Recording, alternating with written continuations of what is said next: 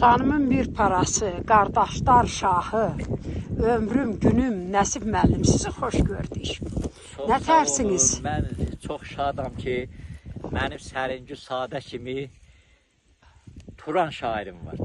Turanın böyük şairidir. Mən Səringü Sadəyə səmimi şəkildə şairlər sultanı deyirəm, şairlər sultanı deyirəm. Böyük şairdir. Ədəbiyyat aləmində Sarı Aşıqdan sonra bayatını yazan, yaradan, böyük irs qoyub gedən şairlərimizdən biri mən Səringü Sadədir. 3000-ə yaxın mən bayatçı ilə tanışam. Onun bayatlarında o qədər sənətkarlıq güclüdür, o qədər mövzu genişliyi var ki, valla oxumaqla doymaq olmur.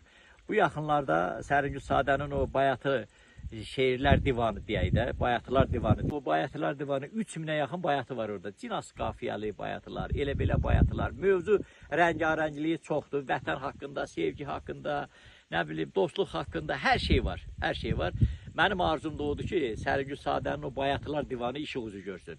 Həqiqətən cehizlik olacaq məncə. Sarı Aşıqdan sonra heç kəs lovğalana bilməz Səringü Sadə kimi bayatı yazar.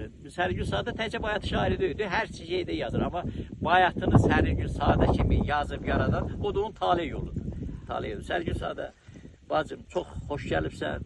Həyat yoldaşı ilə mənim qonağım olmağa mən çox sevinirəm. Bugünkü gün 22 iyul 2026-cı il mənim üçün çox gözəl bir gündür. Yardımlıya bu dağlara, Savalan dağlarına çox gəlibsən, ziyarət eləyirsən. Durduğumuz yerdə dəniz səviyyəsindən 1800 metr hündürlüyə yerləşir. Hələ kəndə də var. Kəndimizin də adı Abidinlidir. Aşağısı Ceylinbel kəndidir, Şəfəqli kəndidir. Hələ o dağlara qalxmalıyıq. Ceylinbel kəndidir. Oradan o tərəfi də bizim Tikeyir zirvəsidir.